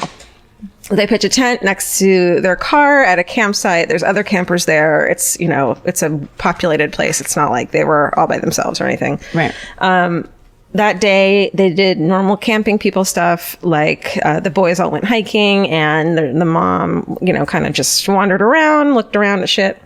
And Lindy later said that she had seen a dingo near a cave, and she felt uneasy found it staring at her, and she said she had a feeling that the dog was casing the baby. And okay, so then I write, so what's a dingo? Webster's dictionary defines a dingo as, right. It's so weird that you knew I was going to do that. So what the fuck is a dingo? Right. It's basically a fucking wild feral dog, and it that makes you think it's really cute. So you're like, oh, it's not that it's like harmless, but it's not. It's like a coyote. It's like a coyote, yeah. The dingo, it's a medium-sized canine, lean, hardy body, blah, blah, blah, blah, blah. Some of its prey includes kangaroos, cattle, water buffaloes, and horses. And it's a dog size. So imagine, to have to take it down. A dog attacking a horse? Yeah. So they're fucking serious. They're serious. Their jaws, apparently open wider than, regular dogs and stuff. They're, fucking scary. And they're like scavengers. You're not going to fucking tame this dog. No. So that night, on August 17th, 1980, I was just maybe 2 months old at that point. Oh. 2 months old, baby. Oh my God, I was the same age as her. Okay. Oh, that's crazy. Yeah, shit. No, it's not. It's actually not that interesting. I mean, but it's personal, which is fun. Yeah. 8 p.m. So it's well after dark. Those stars are up in the sky. Lindy finishes breastfeeding Azaria, takes her to the tent. The tent's about 30 feet from the picnic table where everyone's kind of congregating and hanging out. Places the baby in the bassinet on the ground, though, makes a little makeshift bed, covers her with blankets. Then she takes one of the boys who wanted something to eat over back to the picnic table. And that boy, for the rest of his fucking life, is probably traumatized and has to have so much therapy. You have to feel so bad for these kids. At 8:15 p.m., the Chamberlains and the other campers hear sharp cries from Azaria in the tent. They hear the baby cry out. Lindy fucking books it for the tent just as she sees the dingo run out of the tent with something in its mouth. She goes into the tent. She's fucking looking in the, blankets for the baby and can't find her. Runs out of the tent, runs in the direction of the fleeing dingo and yells, "Help, a dingo's got my baby." There. The other campers form a search party. There's authorities and local residents, eventually totaling over 300 volunteers, including Aborigine expert trackers with their dogs come, and people are fucking trying to find this fucking dingo lair where this dingo took the baby. Dingo paw prints were noted in the sand outside the tent. The trail is followed, which shows marks indicating a dingo was partly dragging an object, periodically setting it down, maybe to rest or to readjust its grip. And where the object was put down, the depressions contain the imprint of a knitted garment. Oh. So it's pretty clear what had happened. Right. The trail indicated the destination towards known dingo dens, but they lose the track and couldn't follow it any further. So initially, at this point, everyone's like, clearly this is exactly what happened. There's no doubting their stories by authorities or anyone.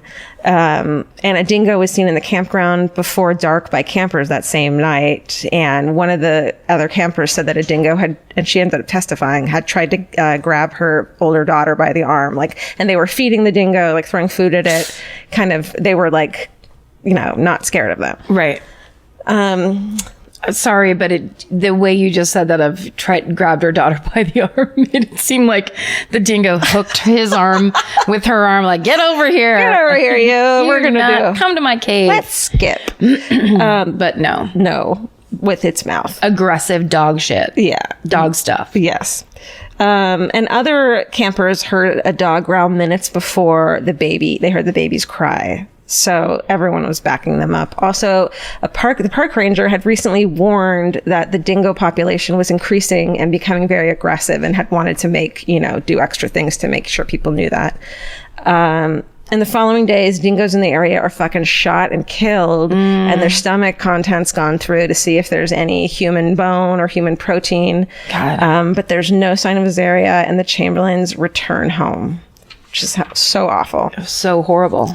Okay, then a week later, August 24th, 1980, a photographer is shooting in the area. His name's Wally Goodwin, and he notices some baby clothes in the brush.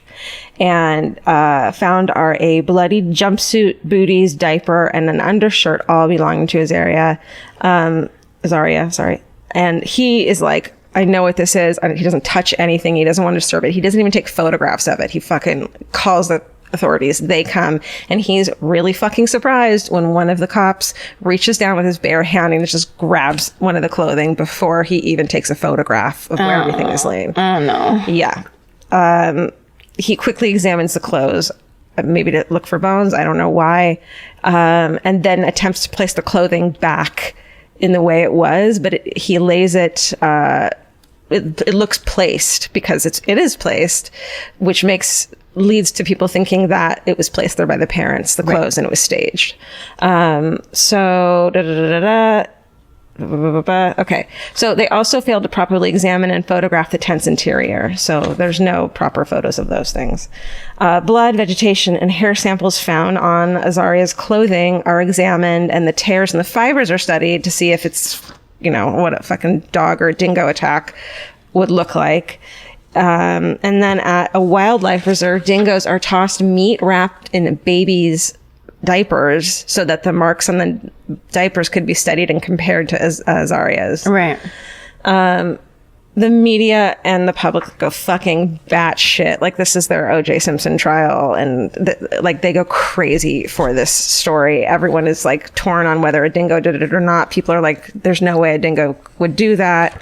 Dingoes did do shit like that, but it was usually the Aboriginal people, so they didn't. So white people didn't care, didn't give a shit, and didn't hear about it. Yeah. Okay, so of course, as is always the case with this type of things, the Chamberlains, their demeanor is scrutinized by the media and the public. They don't observe what they would expect from a couple that had just tragically lost their child. And I kind of fucking get it, because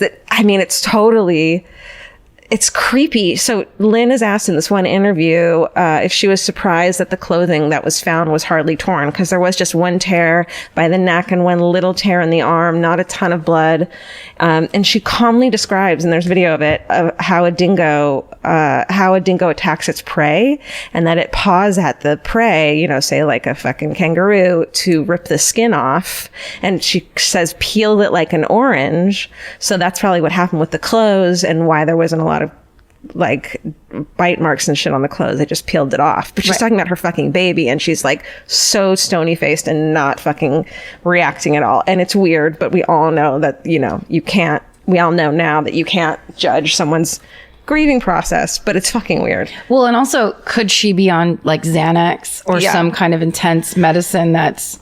Well, here's what she is a Seventh-day Adventist, and their belief is that whatever happens is God will, and they trusted in it, so they weren't in mourning. That's what some people say. Oh. They were like, yeah, God wanted this to happen. They're not devastated. And Seventh-day Adventists, fucking email me if I'm wrong. I mean, you're in mourning because you still have lost your child, right. But there's something, it's not that thing of like clawing at your hair going, why? Right. Or like, yeah. But still, but either way, like, it is so crazy that it's only 30 years ago or whatever, but that it's such a different thing now, because it's like, who knows who slips people pills when they're like, oh, you're in the worst grief of your life. Just take this for next 2 weeks or whatever. Of course, in her interview, she has a point where she's like, if I had been crying and bawling, they would have said that I was faking it and acting. And then if I had a stony face, they would have said I was heartless, which is what they ended up doing. Also, she's really beautiful, which of course just turns people against her immediately as well. Yeah, that's right. So newspapers, the media, this is on the front of it sells so many fucking newspapers that any little thing they could get, and they were being fed a lot of secret information from the police, they would print it. So newspapers fuel suspicion that they'd killed their baby because also Seventh-day Adventist at this time in Australia is really misunderstood. No one really knows much about it. They report that rumors that the Chamberlains killed their baby, possibly as religious sacrifice. Oh, no. To atone for the sins of their church, or they were somehow linked to the Jonestown mass suicide that happened 2 years earlier. So they think it's either culty or they think like they're witches and they had sacrificed her. Yeah. We didn't talk about your Jonestown thing. It was just that Jonestown, when the rattlesnake thing happened, Jonestown had happened the month before. Holy shit. So it basically, people were like, Nope. They shut it down. Yeah. Okay, so even Azariah's name, which is Hebrew and it means blessed of God or whom God aids, they mistranslate it and they say it means sacrifice to the wilderness, which is, I think, the translation in like a different language. So they're like, fucking see. But like, imagine if you really believed that was true, that they sacrificed her on Ayers Rock and they're like, oh my God, we just found out that the name means like, that's fucking spooky. Yes. And it's the thing people love. And it's how, like that tabloid press works in that way, where it's kind of like a beautiful person. Yeah. What's the worst thing we can say? Like, we're unmasking a devil. Right. Everyone loves that story. And it's like, I was watching all these shows and shit about it. And it's like the more unfathomable the event is, which is a baby getting murdered, yes, the more insane and like crazy the theories are going to be, because people can't fucking handle it just being an accident or just being something, it has to have these connotations and shit. Which kind of explains like the thing that bothers me so much, which is that the Sandy Hook truther people, which is Alex Jones telling people that this is a conspiracy. What the fucking fuck? But if you are the kind of person that has either mental issues or faced extreme loss or whatever, somebody coming in and telling you, hey, guess what? That's not real. Thank God I didn't want to believe in it. Thank God. 22 kindergartners did not get shot. Like, it didn't happen. Like, you don't want it to, so you grab at what he's saying. Yeah. And then you hold on really tight. That's right. And that sounds like what this is. It's like, we can't have random chaos eating our babies. We need it to be, we can't have that camping isn't safe, even though there's a ton of people around, and that something as simple as a dingo snatching your baby, like that wouldn't happen, because that's, last week when I was having a bad week and I talked to my therapist about it, she was like, the reason you're having a hard week with all these things that are happening, like the shooting at Trader Joe's and shit, is because it's chaotic. Yes. And it's unexpected. And that makes it so much harder than if it's like someone dies of cancer or something. It's, it's horrible and awful, but it was expected. And it doesn't make you feel like a complete lack of control. Right. And it's that issue of I'm such a good parent, this could never happen to me. Yeah. And if the story is that it just happened to two great parents, not just good parents, but like religious, good people, responsible parents, that opens a reality pocket that like there are people who can't have it. Well, that makes total sense, because the shit they grabbed onto, like once Lindy dressed Azariah in all black, in a cute little black nightie, and that's fucking, people can't handle a baby wearing black, God forbid. Isn't that weird? So they must be Satanists or whatever. I'm just trying to picture, and I also can't picture a baby it's wearing hard. black. It is weird and hard to picture, but it was like a baby's dress, but it was also black. Someone gave her the dress. Yeah. I don't know. No, whatever. You can dress your baby in whatever fucking color you want. I mean, there's people who have babies who like have shit in the front that says like, I'll shit on your hand or whatever. And people think it's great. Or like daddy's fucking, I love to spend daddy's money or whatever. And you're like, what the fuck is this? I'm the daddy in this situation. What? You're 6 months old. Get out of here. The daddy in this situation is our new shirt immediately. Stephen, please write that down. And actually, in the fan cult, we're going to be having contests to see who can design our next piece of merch or whatever. And so join the fan cult, because I feel like that has to be the first one. I'm the daddy in this situation. I'm the daddy in this situation. But here are the rules. Please don't involve any babies in that picture. Yeah, nothing babyish. We can't have a dingo or a baby in that picture. Go to myfavoritmurder.com, join the fan cult. Put your, what's it called? Put your name in the fishbowl. Exactly. Put your business card in the fishbowl. Count the marble. How many marbles are in the jar? Fucking 500. That's always right. say 500. This has gone off the rails. Yes, entirely. Okay. Boop, boop, boop, boop, boop. There were rumors. okay, there's all these rumors about what really happened and why. Like, they needed to give her a reason as to why she did it. So there's all these bullshit stories. It's boring. And then, of course, there's like a TV crew TV crew's invited to film an experiment that the police do with a dummy baby pulled through the desert brush to see if like a dingo will get it or like what, like, so they're wanting the media to come see all this sensational bullshit. Another to film a search of a sewer of a motel room where the Chamberlains had slept the night of the disappearance. So they're like fueling this shit. So none of these rumors fucking matter, because on February 20th, 1981, after an inquest, magistrate and coroner of Alice Springs, Dennis Barrett, gives his conclusion on live TV. You're like, why would you do that? You're just fueling it. But he's like, this has gotten so fucking insane. Let's just get this over with. And earlier in that day, there had been a bomb threat called in the fucking courthouse. And they had to clear it out. Because people are so incensed by this whole story. Everyone is fucking losing their fucking shit.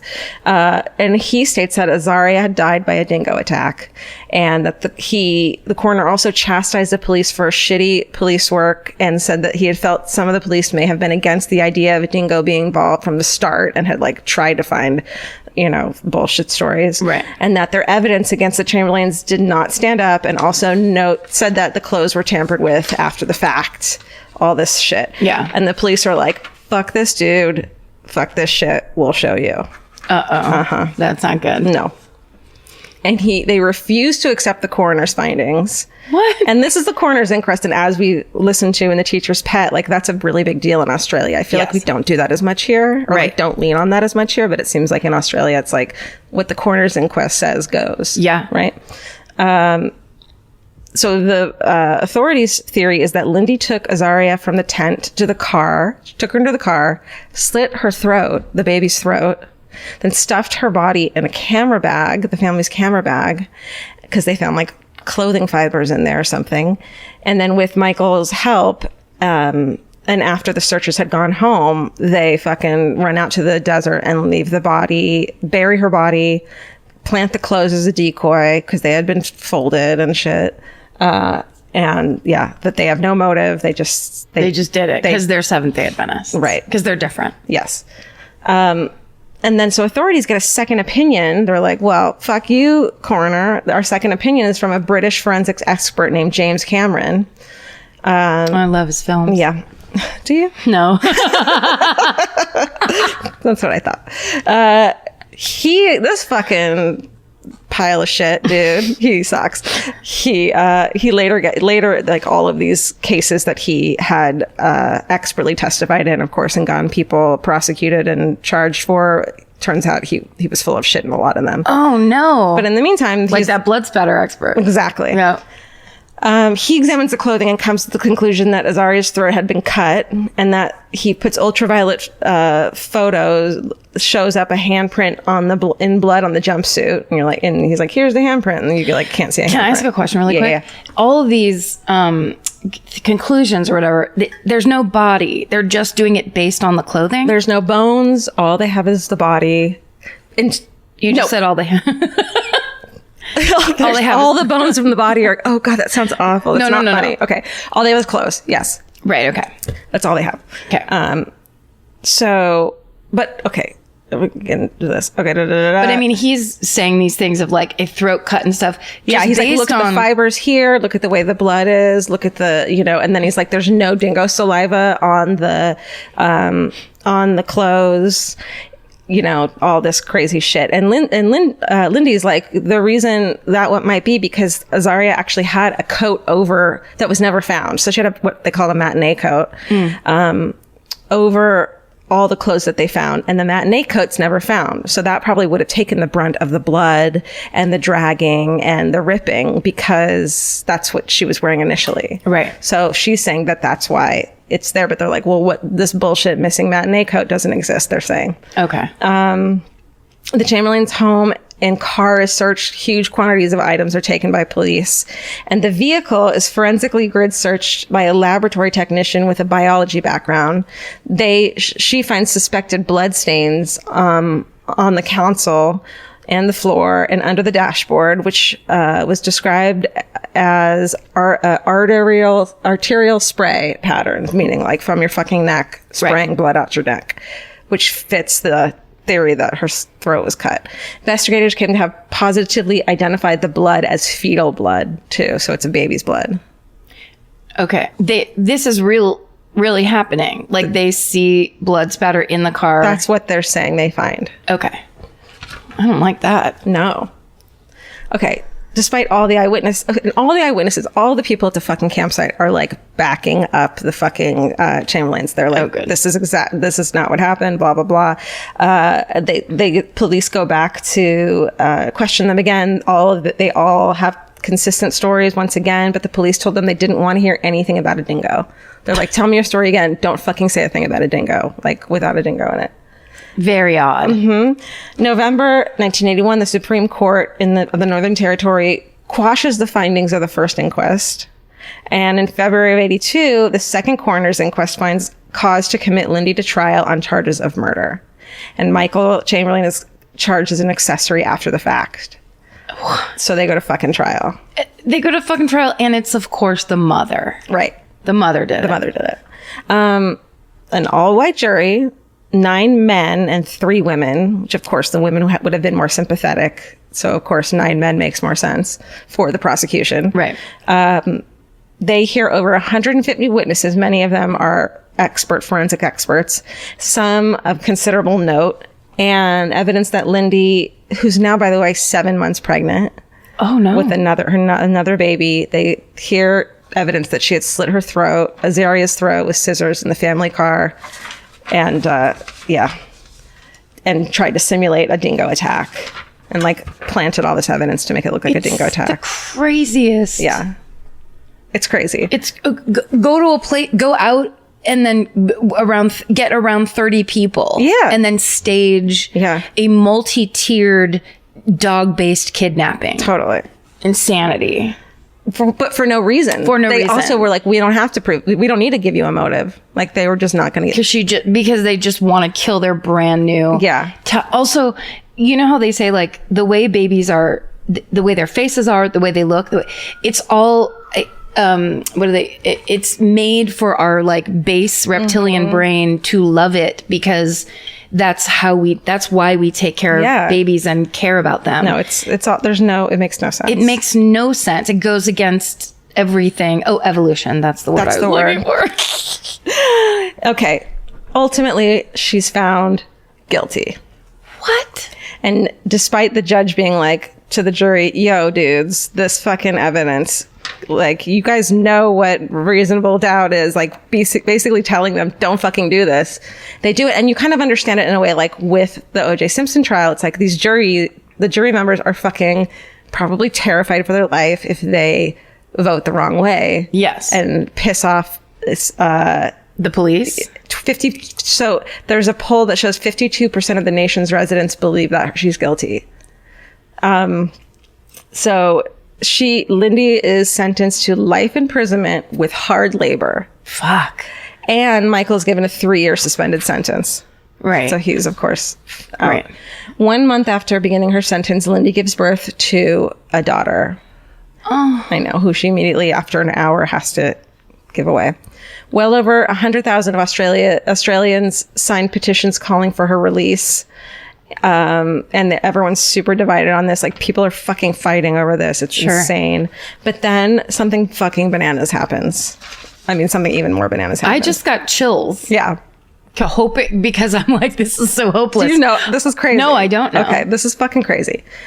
So, 3 years later, 1986, an English tourist and hiker named David Brett was hiking at Ayers Rock? Yes. Oh. And he lost his footing and falls to his death to a little frequented side of that area. Oh no. Off the rock. Sucks. He dies. Fucking But R.I.P. David Brett. While they're looking for him, they find the matinee jacket. Oh fuck. Mm-hmm. Oh, what a sad. I know. And yet, thank God. I know. That's this whole story is worst case scenario in every way. I know. So they find it. 8 days later, they find the jacket in an area full of dingo layers. Like, it's an area that's fucking crazy. They also, so it's her jacket, and it's covered in blood and fucked up and crazy and shit. The chief, and it also confirms her story of what happened. So the chief minister ordered Lindy's release from prison immediately. So on February 7th, 1986, so that's fucking 6 years after Azaria got fucking stolen, she's freed. And they go back and test that fetal blood in the car, and it turns out not to be blood at all, Karen. It turns out the drops are spilled chocolate milkshake and some copper ore dust, and the arterial spray was overspray from injected sound deadener applied at the car's factory. So they just like sprayed foam on the car, and they were like, nope, that's fetal blood. What the fuck? That was forensic fucking science. I hope at least 2 people got fired for that shit. I hope so too. On September 15th, 1988, both convictions were quashed. They're pardoned, but they're not exonerated. Oh, man. And Lindy's fucking pissed, and she's like, well, fuck you. Yeah. that you need to apologize to me. Like, she wants an apology. And people still kind of fucking hate her for this shit, too. Of course, that shit doesn't go away. To this day, people still don't totally believe her. Like, ask half Australians. I don't know how many, but they still don't believe her. Well, can I just say one thing? Because then when things get like this, then the rumors start. Everybody knows somebody who went to school with her, who did this with her, who has a Seventh-day Adventist relative who's this weird and that da-da-da. Well, do you know that in one of our minisodes, we read a minisode by a girl whose father was the lead detective on this case. Oh, shit. And people got mad at us because I was, looking up on our email and in the Facebook group just to see if anyone had anything to say. People were like, because she was like, well, we have to say it was a dingo, but we all know the truth, winky face. And people were like pissed at us because we just kind of glossed over it and didn't know. But we didn't know. We were just reading an email. Yeah, so people are still fucking... And then I was reading the Facebook, threads about it, and some people are like, I don't know. Wow. It's still divided. I remember reading that email because it was kind of like...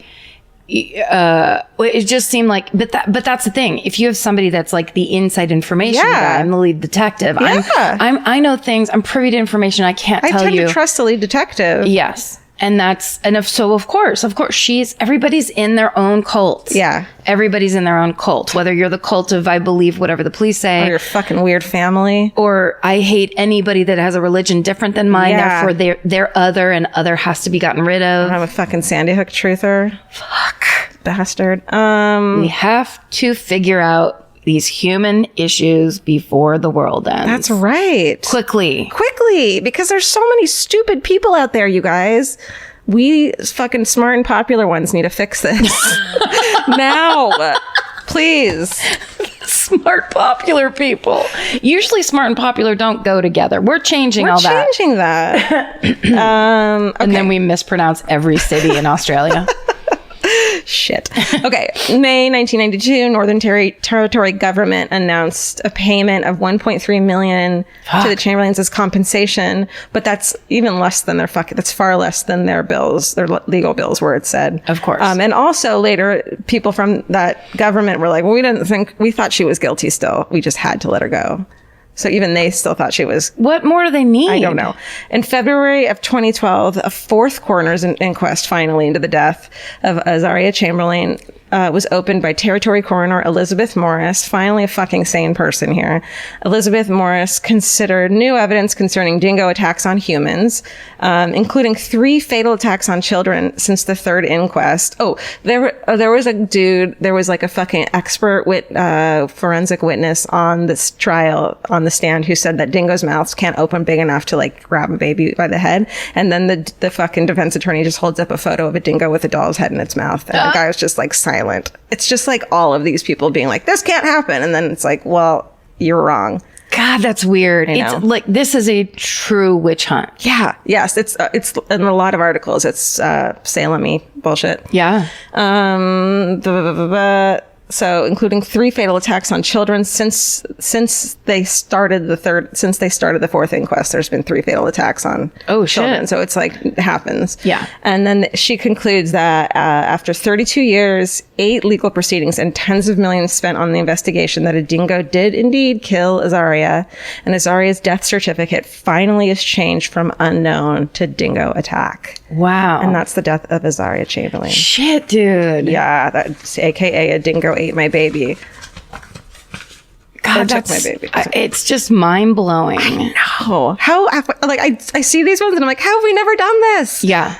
There's got to be so many other ones like that. I'll be honest, when you first started, I was like, we've definitely done this. I texted Steven. But I bet you it's because of that minisode. I think it is. I texted Steven when I thought of it, and I told Vince, and I was like, I'm going to do it. And he was like, I'm pretty sure one of you did that in Australia. I was like, shit. So I texted Steven, and I was like, please tell me we did it. No, I'm so glad. Here's the thing, too, is like, it's, we get it. It's like when you're divided and there's lots of details we don't know, and to actually be there and be involved in it. Like, also this day and age, we're also used to the tabloid, the crazy shit. We're all in that process. We get it. Yeah. But back then it's like the 80s when it really was first. You thought there was a bat boy if you saw it on a fucking cover of a magazine. Yeah. There's also a thing too where I think especially in Australia and like places like where it took place is that unless you understand what it's like and out there in the middle of the Aboriginals could have been like, yeah, that totally makes sense that a dingo would have done that. But people who are from fucking Sydney are in major cities are like, that's insane. A dingo wouldn't do that. Right. Dingoes, keep to themselves or, they're polite. I don't know. Right. But unless you're from that place, you don't understand what it's really like there. And I think it's the same goes for places like Petaluma or like with your story. It's like, unless you're fucking living out there, you don't understand how secluded it is or how whatever the fuck. And what the culture is. Right. It also makes me think of, and this is a little bit of a weird left turn, but I don't know if you saw this on social media. It was at a Cubs game and a player threw the ball to the little boy in the front row. Yeah. And it dropped and the guy picked it up and handed it to his wife. Right. And that clip got played and all these people went batshit bananas and hated this guy. Now, this guy he was like blonde shaved head with his Oakley blades. Mm-hmm. The little boy was really little and really cute or whatever. And it just looked like this weird, to me, I will say, the first time I saw it, it looked like this symbol of what we've turned into in America, where people are just grabbing to get their own. They don't care who they knock over. And I was thinking, I was like, the only reason I didn't immediately retweet it and be like, fuck this guy, is because I was trying to think of like something different to say than all the other people that were doing it. And the next day, there was this article that was like, everybody got this wrong. Mm-hmm. And it was all the people that were sitting around that guy and around that little kid. That guy he'd caught a ball himself and already given it to that little kid. So the little kid already had a ball from that guy. Yeah. And when the wife took this picture of the second ball, she then handed it to the little kid on her right. So as opposed to being total monster assholes, these actually were kind of the coolest people in the section. Yeah. And all the people around were like, I don't know what you're doing on Twitter, but like, they just didn't show that part. They only showed the second half. We all have this like, what's the word? Like trigger. A hair trigger of being incensed and angry right now, which because there's a lot of shit that we should be incensed and angry about. So much that that's all we do now is figure out who we hate. And I just think like, it's a human thing to do, is to get indignant and this is wrong and this guy needs to be called out, because we trust any picture we see. Yeah. The first thing that comes up. Any headline a headline, you don't read the article, you're just like, I hate that too. I know this about that, yeah. And it feels good to be self-righteous. It makes we feel so bad about everything else that it feels great to be self-righteous. It does. And to call out an enemy and be like, that guy's the worst. And after just reading that article, I just kind of went like, I have to at least put a pause on it. Yeah. And at least acknowledge that's my instinct, and I need to start with the man in the mirror. And like, you need to stop, look, and listen to what is going on inside of you. What my feelings are. What is this triggering in you? This might be about, is this about you or is this about baseball? Why do I need to? Am I jealous of baseball? Do you love baseball? Do I want to be at a baseball game? Vince is at a baseball game right this fucking moment. $1 Dodger Dogs tonight. Oh my I told him to sneak one home for me, and I bet he won't. I know, I am too. Sneak one home. Do you know how terrible a ballpark dog would be 3 hours later in a pocket? Would I eat it still? Does he do that for you? Does he bring you Dodger dogs? No. Oh my God, that would be hilarious. If he does, I'll let you know. He's like, onions, mustard. Yeah. I'll put it in my pocket. That's right. No, he doesn't. He does nice stuff, but that's not one of them, thank God. Yeah, I think that's... Pocket Dodger dog? A pocket dog. Oh. Hey, Georgia, brought you a hot dog. Oh my God. But it's from this afternoon. I said yes. It's from this afternoon. And I've been sweating. You open up the hot dog and there's another engagement ring in it. Another engagement ring. This is the most romantic thing a husband could do for an already married wife. We should go to a baseball game. What is your fucking hooray? I will tell you, and it's... Now, I'm going to be a little bit riot girl about this and say I'm slightly embarrassed to tell you this. And I've actually told you this already, but I'm going to say it for the show. And of course, for Steven, who I want to know all my personal thoughts. My therapist told me I had a certain series of complaints where she went, I think you need to listen to Shonda Rhimes' The Year of Yes. And Did you roll your eyes so hard that your head hurt? I was like, I certainly will. And then I walked out angry. Like, how dare you? It's so weird. It is really specific when your therapist suggests an actual thing, like a book or an app or a person to listen to. Because mine doesn't do that a lot. Yeah. So you have to take them seriously. Yes, exactly. Also, since she's been my therapist for 14 years, and I know how rarely she does it, but she had just listened to it and she's like, a lot of this reminds me of, she talks about a lot of this stuff. And so essentially it's so fucking good. Oh my now, God. I already have I feel like many of us, but I definitely have intense respect for Shonda Rhimes, who has an entire night of television. Has had, I don't know if currently it's like this, if this is still the lineup, but for years, she basically owned Thursday night, which is fucking crazy. She's the showrunner of 3 massive hit shows. And she's had probably 6, but 3 have been juggernauts. So, there's no question she's a fucking badass. Insane badass. But I don't know. I don't know. So in this story, she's talking about how she realizes her older sister tells her that she never says yes to anything. And it's related to, she was invited to some party and she was telling her sister, oh, it was this cool party. And her sisters are like, but did you go? And she's like, well, no, I didn't go. And which of course from that moment one, I was like, this is me in a nutshell. And then it's like, you're going to make me go out, aren't you? You're going to make me do things. So her sister, the way her sister said, you never say yes to anything, bothered her so much. And it's her older sister. She's the youngest. That she decided for 1 year she was going to say yes to everything she possibly could. Wow. But the way she breaks it down, I just listen to it. If you feel stuck, or if you feel like your life is smaller than you want it to be, or if it's big in some ways and tiny in other ways, and like you're trying to find balance, but you don't know how to do it. Karen, stop talking about me. Talking about me always. I can't not only talk about myself. No, that sounds like me right now. It's amazing. And it's also this thing of when she just talks about why she would make these decisions. And one of the things that blew my mind the most is she talks about how she was not even invited. She was just told that she would be going to the, those Kennedy Center honors, and she was sitting with the Obamas. Wow. And she says, the only reason I went is because it wasn't an invitation, so I couldn't say no. They just told me, show up on this night. And that was the beginning of it, where she, of course, because she said, I would have said no. I would have figured out a way to get out of it.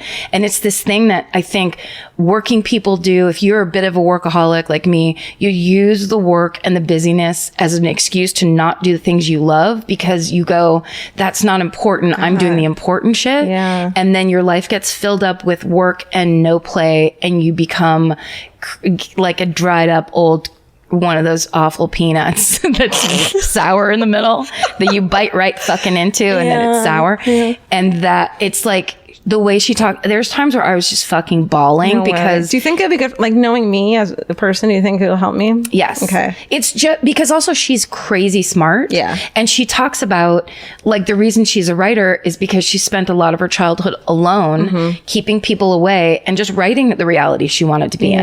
And it's really hard to stop doing that, especially if you then go on to be a professional writer. It's working for you in a lot of ways. So like we are the kind of people like, you know, when you call your own shots, then you're just like, well, I know best because I've gotten myself this far. Being a workaholic and having a fucking shit ton of anxiety has worked right now. Is like working right now for me. Yeah. So why would I stop doing that? That's why right. Why would I like stop and have fucking self-care? Yeah. And she starts talking about like some of the things are like she plays with her kids. Like when her kid says, "Mommy, do you want to play?" She sits down and says yes, even though she's on her way out the door to go to a party or whatever. And how that the way she judges what has value and what doesn't have value changes because suddenly she goes, "This is my children's lives. Of course I should be there for it." Yeah. It's just that kind of stuff. And then I don't know, everything about it struck so many 1 million chords for me in that way. Oh, I told you this part, which was my favorite. She calls laying on the couch, eating and watching TV veal practice. And it's my favorite thing I've ever fucking heard. Love it. Veal practice. I have been in such deep veal practice pretending like I don't care. Yeah. And that's been a big mistake. So anyway, if you have any of those feelings, I highly recommend. I love it. She's very smart. And she also gave a speech. There's a couple speeches included that she has given. Like one was a commencement speech at Dartmouth where she went to school, but one was at like the Hollywood Women's Association of Superstar Women. And there's tons of crazy women, but she gives this fucking speech because it's like, they're saying she broke this glass ceiling and she starts talking about all the women who tried to break the glass ceiling and didn't, but slammed up against it and created the tiny cracks. And I was like fucking sobbing. That's so she incredible. was like, thank you to all the women who are here and thank you to all the women who didn't make it here. Are you kidding me? It's such a good book and it's like self-help that actually works while you're listening to it. I listen because I listen to books. Oh, I'm listening to it right immediately. That's great. Thank you. Oh yeah.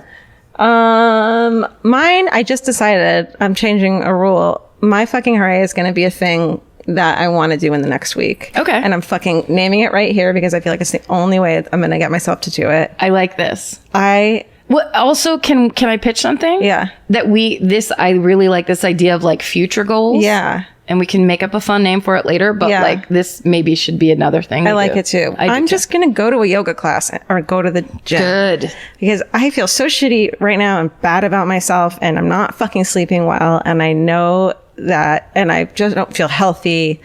And, my back, it's all these fucking things that I know I will feel better if I start going back to yoga or go to the fucking gym for even a half an hour, but I just can't get myself to do it. Right. So next week when we're back here during fucking hooray, I'll tell you if I've done it or not. Can I say this? What if this is week 1 yoga challenge? We both go to a yoga class at some point in the next week so that when we come back, we have to tell each other about it. I love it. And this is my problem is I'm like, well, one's not enough. It's not going to do anything. I need to go 3 times. Like I'm just like crazy like that. So let's just say we need to go 1 time. Let's start small. Okay. Let's high five over it. Yeah. But not with your foot. That wasn't my foot. Okay, great. I love it. Been loud with your foot. Everyone let us know if you're fucking joining us for the one time in a week yoga challenge. And also, I know it's hard to go alone. There's all these reasons. I always say I'm going to go and then I go, I can't show up with this body at yoga. I know. Don't do that. Just don't do it to yourself. I have to work out first because I'm not in shape enough to go to, That's perfectionism ruining your good time. Yeah, you don't have to be perfect. Just fucking do things. Please don't have to be perfect because then that means I don't have to be perfect. Yeah. And I would really appreciate that right now. Yeah. We also, speaking of, if you just want to exercise and feel good, we want to give a shout out to the hashtag I'd Look For You and all the incredible murderinos who are part of this movement in honor of our one of our listeners, Maggie Dykeshorn, who passed away recently while hiking.